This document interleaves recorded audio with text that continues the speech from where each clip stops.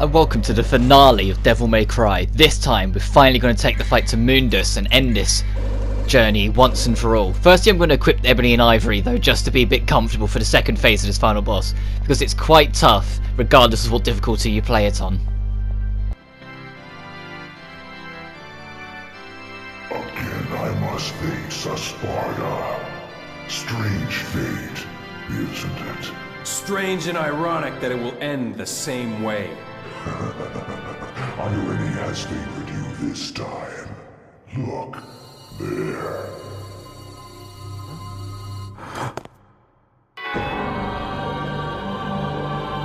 Trish! Don't even think about it. Blink, she dies. You! Doctor!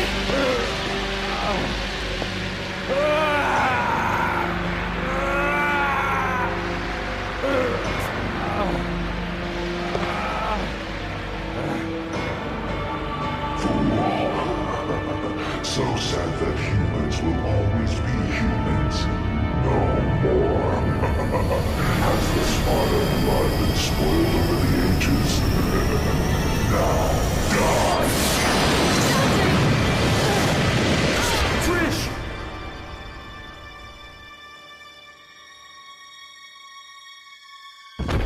Trish! No!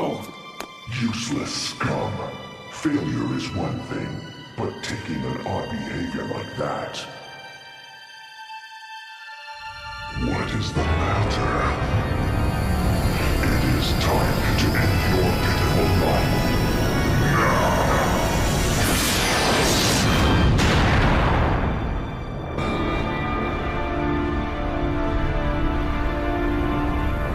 How much longer are you going to keep zapping? Come out and show yourself, Mundas!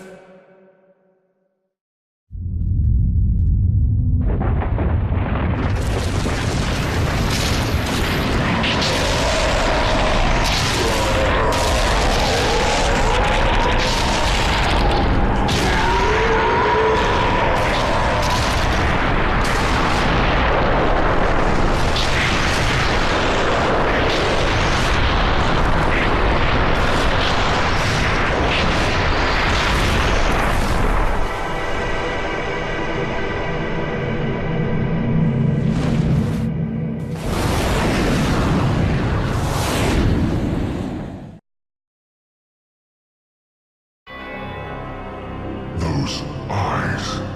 Deep in them, I see the same light as in Sparta's eyes. Why my mother? That useless being. If you need a mother, I can create it. As many as you want. Just like I created Trish. Silence!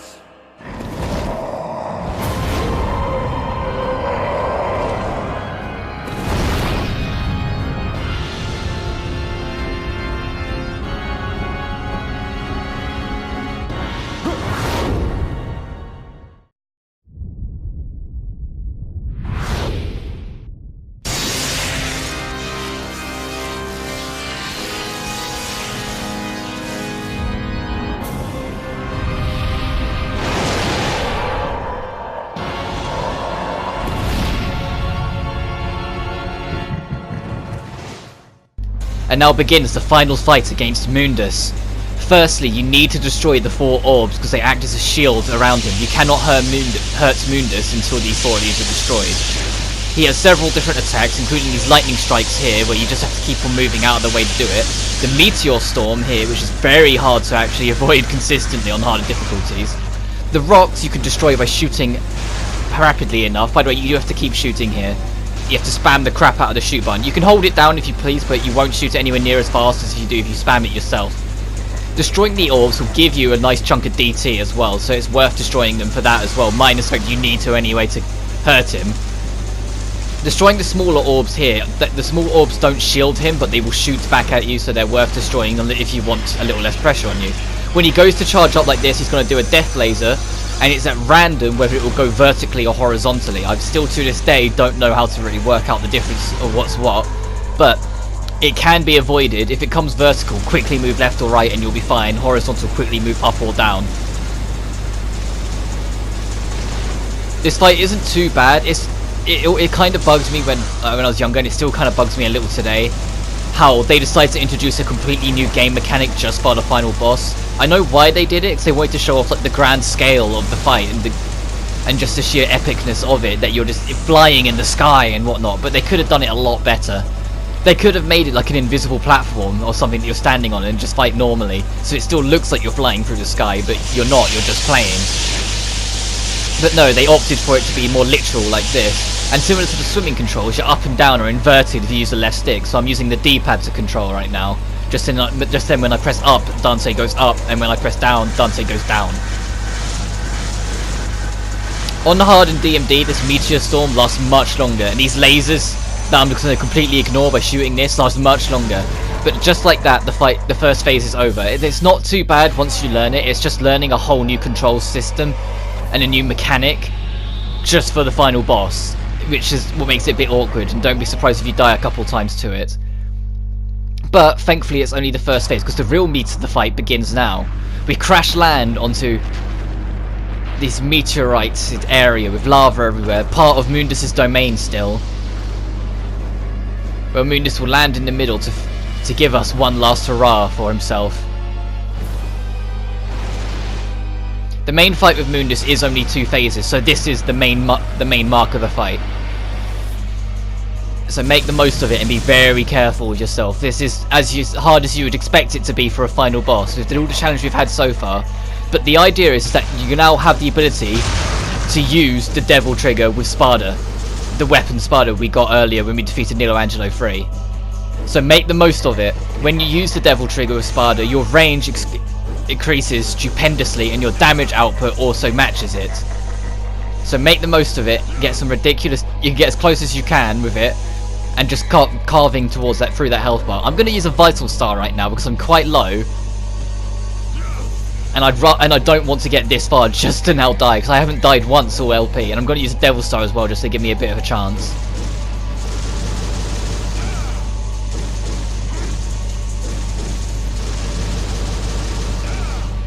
Worth noting that when you're in the lava below, it will not kill you. It will drain your health like any lava would, and as I said in the hell, but similar to every other encounter with lava we've had in the game, it will not kill you. It will stop your health at 1 pixel. Of course, it is very dangerous to do, but there is a way to safely continue doing it from the lava if you can find the right sweet spots. You just got to be wary of this dragon creature here. When he comes out, he can reach you regardless, but Mundas himself cannot if you're in the lava. And even then, this thing's easy to avoid. I'm trying to kill it a little bit just because it drops a nice amount of DT if you kill it, if I remember rightly. There are orbs circling the arena as well that will give you a large amount of DT. These orbs that he shoots, they can be deflected if you can swing at them. And they do decent damage if you can deflect them. It's awkward to try, so be careful if you go to it. But Mundas has not got much left, so let's just give it our all. Damn it. We need more DT. We need more power. Oh shit. Alright, let's get up there.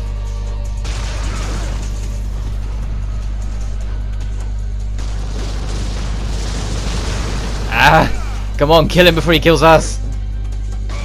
Ow! Oh god. Okay, this is getting risky. Even though we touched the lava and it's 0 HP, it won't kill us. We have nothing to fear about the lava killing us. Everything else Mundas is doing, however. Come on, I don't want to die. I've done the whole game not dying once. I am going to do the whole game not dying once. Okay, let's just go for the lava. Get in there. Come on. There we go.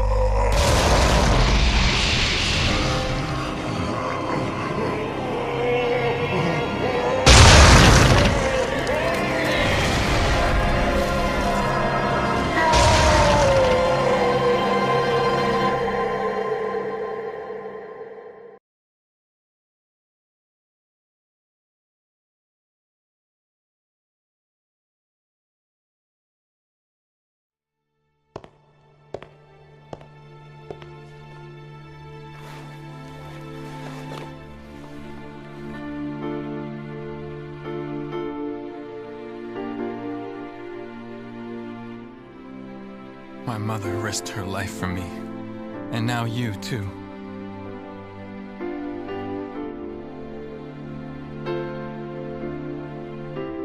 I should have saved you.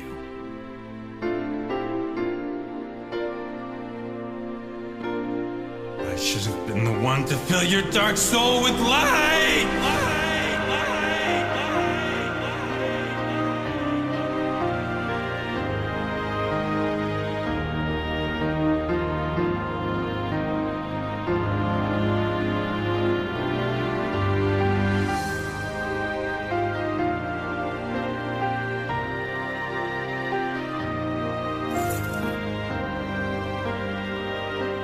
This was my mother's. Now I'm giving it to you.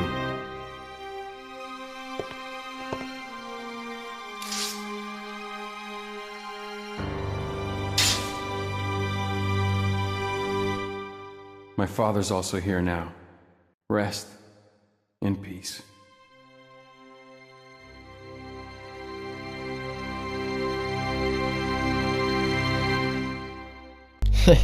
I'm pretty sure they only ever took one take of that line.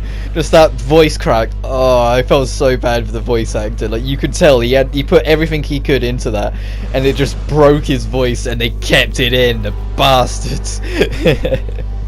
Oh, that scene is very well known in the Devil May Cry community. Very infamous for the wrong reasons. But now the final boss is dead. It's now just a matter of getting the fuck out of here. We need to escape the island because for some reason it's going to randomly start self-destructing. Whatever. Let's escape Mallet Island before it collapses. Or Malay Island, as Trish called it at the start. You have a 5-minute time limit, but trust me when I say this, you have more than enough time to do this. Even on the harder difficulties, there's no reason for you to fail this time limit. You have more than enough. You don't have to fight the frosts here, so don't bother.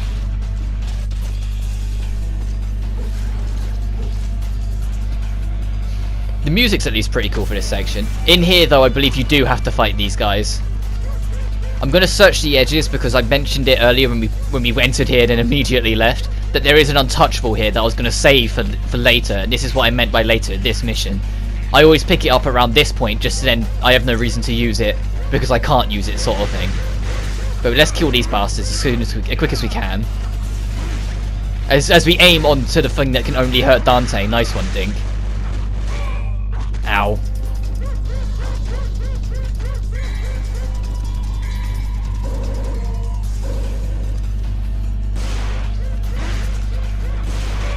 Ah! Still don't like these enemies.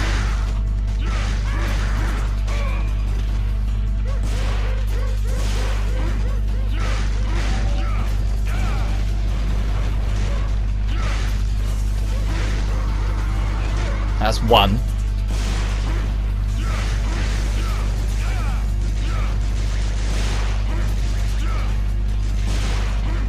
It's so annoying that half your attacks go straight over his head when it's the small one.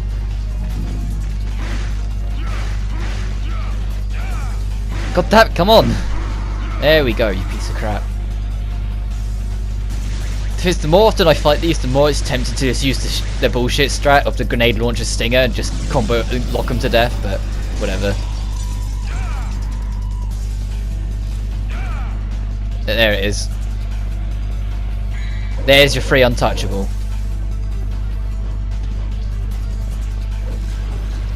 The most OP thing in this game, so I won't be using it.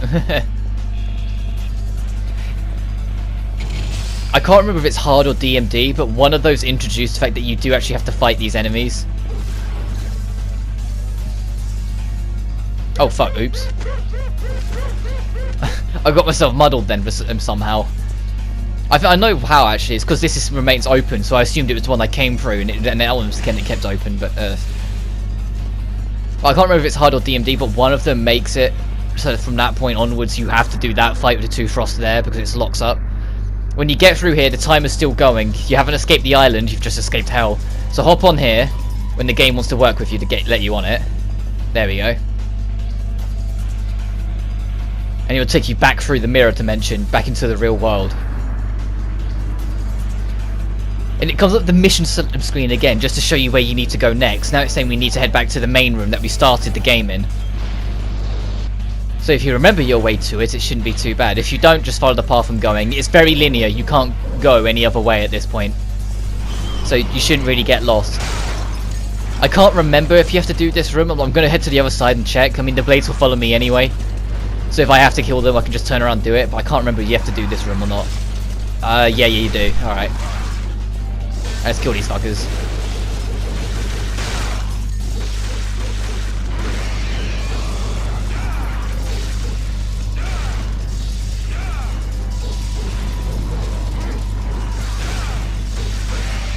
There we go. Once we pass this door, the time limit no longer matters. I'm going to use a Devil Star though.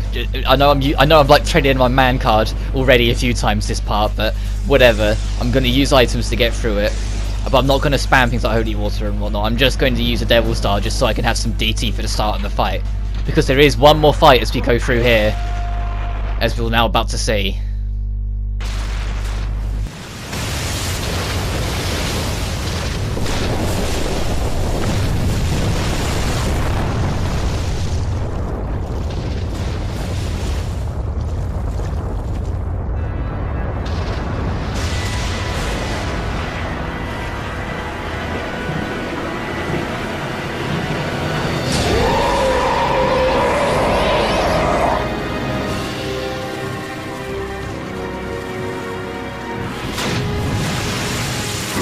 Has been opened. Dante, you are not getting away. This is where you will die. I'm not going anywhere! Besides, there's no place to go. Look around! This'll be your burial ground as well. Don't worry, this isn't like the true final boss. This fight's an absolute joke. You've already fought the hardest at this point. Just keep the pressure up on him, and be wary of things like his little laser there, and just keep on attacking him. Look how quickly his health bar just drops like a rock. It's an easy fight. What is the matter? Here your powers are weak, human. No. Dante. You'll be okay. You can do it. What? Mother.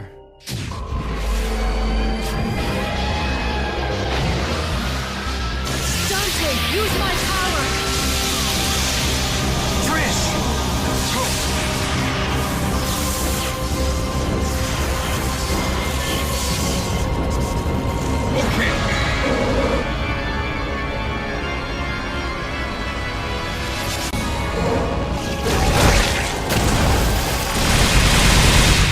It looks like we have a winner.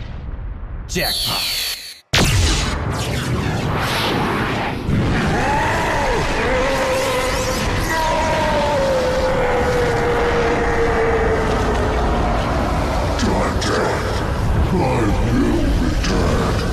And I will rule this world!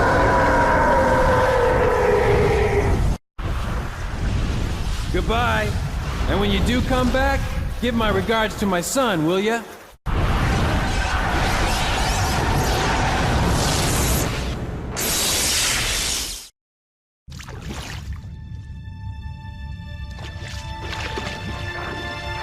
Trish! Dante.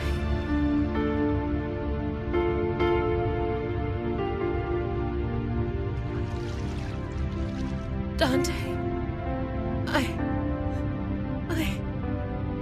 Trish.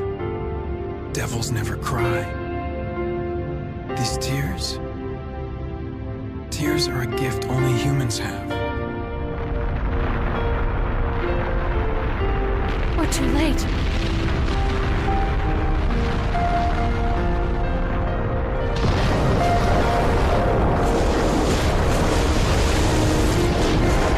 No, Trish. It's never too late.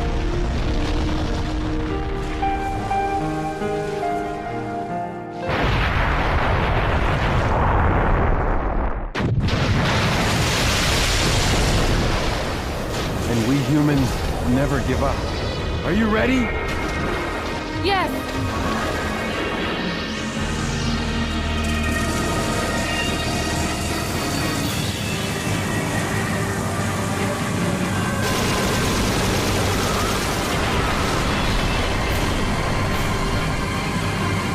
Let's rock. If you're following along, know now that you have finished the game. You physically cannot lose at this point in the game. It is scripted, doesn't matter how many of these you hit, you will never lose enough health for it to kill you. So just go through it and enjoy the fact that you have beaten the original Devil May Cry from 2001. I'll save my final thoughts and all that jazz for the credits, because at the end of this we have a few cutscenes to watch through, so I'll be shutting up for them as per. But I hope you very much enjoyed this journey that we've had with Dante for the 2001 original, and well, I'll give you my final thoughts as we get to it. See you then.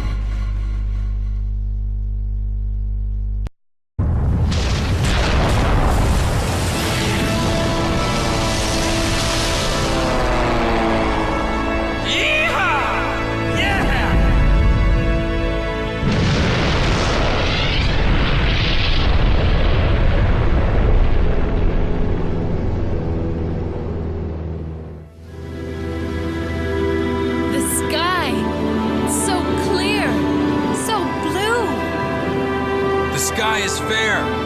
It'll always be above everyone's head, no different. Like the sky. I feel like my heart is becoming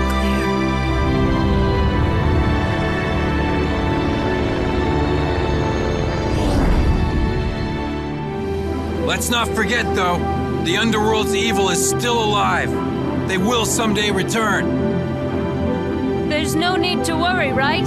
Because the world has the legendary Dark Knight Dante and his sidekick.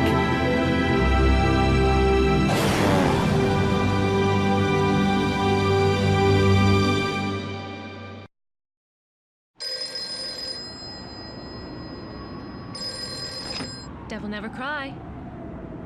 Yes? Okay, great. Where's the place? We'll be right there. This one has the password. Sounds heavy. Okay, let's get it over with in 10 minutes. Can't let a single one of those suckers live.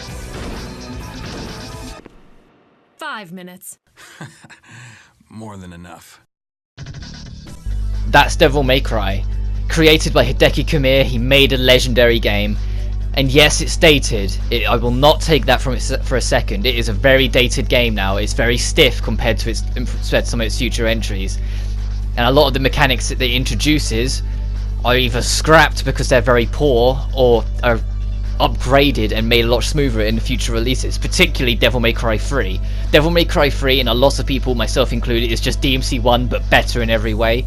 The structure and setup is very similar in 3, just with a better story, better environments to go through, better gameplay, a better soundtrack, better characters. It's just the better version of it. However, Devil May Cry 1 and what it did for its time is still no small feat. It did a lot in establishing the hack and slash genre that we now know and love today, and although a lot of the innovations that we now see in most didn't come into play into later entries, this still created what it was.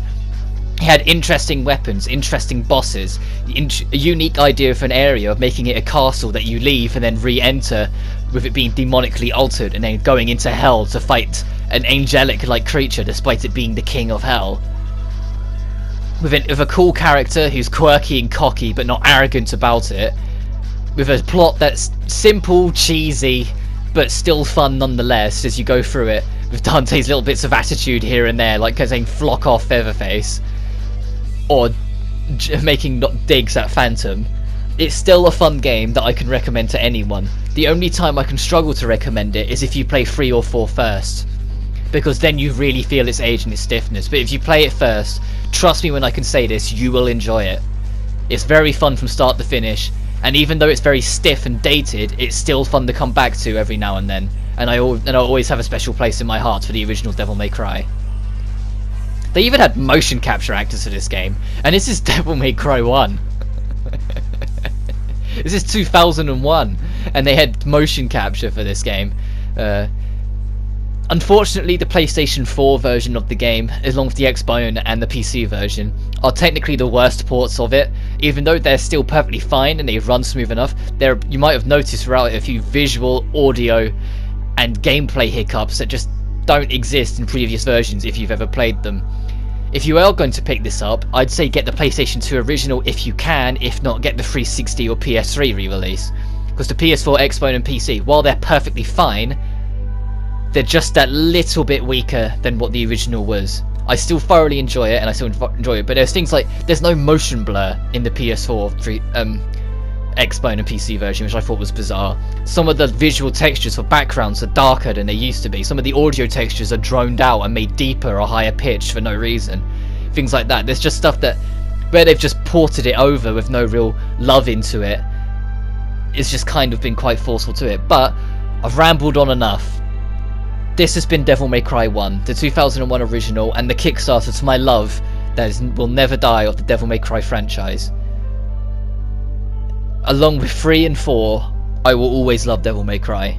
And I always specify 1, 3 and 4. I always avoid 2, because 2 is the black sheep of the series. That did actually very struggle, and I don't like it in any way, shape or form. But there he is, Hideki Kamiya. But I've said enough.